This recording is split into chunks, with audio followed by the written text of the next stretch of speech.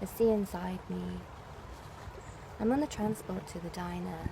The seat is facing the wrong way. For a second, I don't know which way is forward.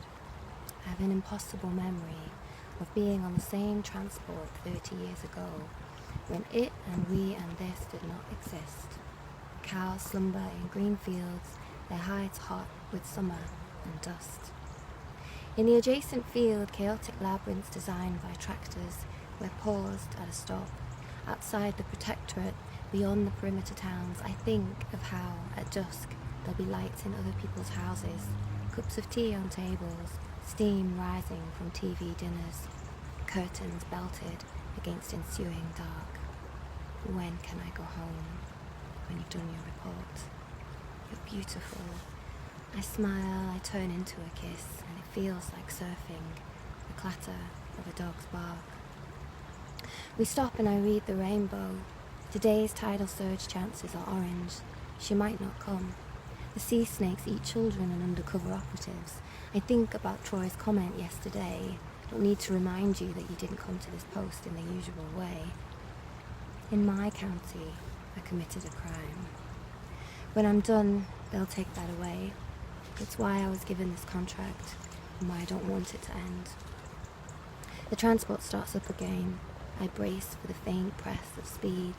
Adjust. Parents calling. Except they're not really calling, they're a pre-recorded message that's allowed through at this time. I'd forgotten. My parents are a small square in my screen, heads together like conjoined twins. I think they might be holding hands under the camera too, and I can't bear it. I null the image.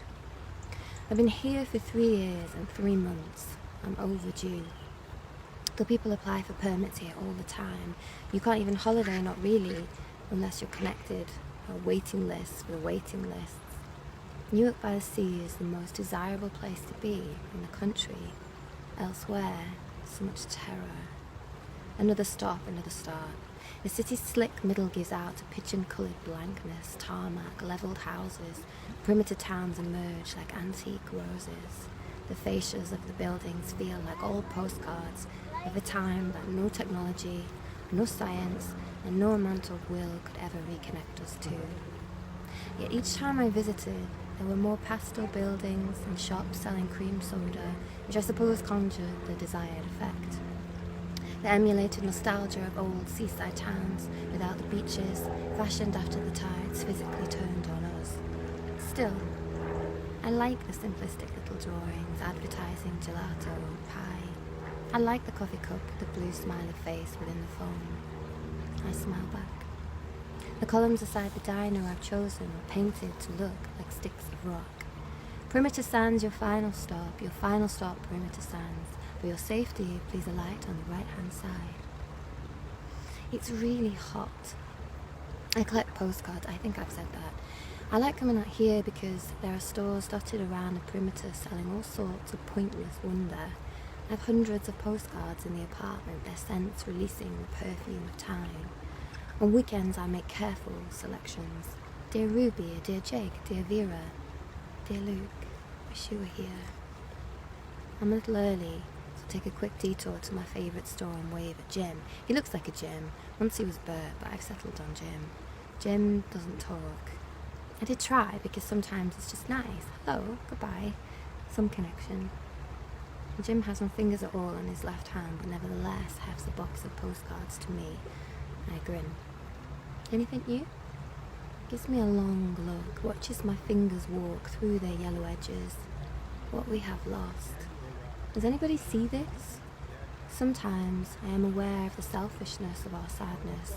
I rest on a black and white postcard of a deserted beach and a sea that was biding its time.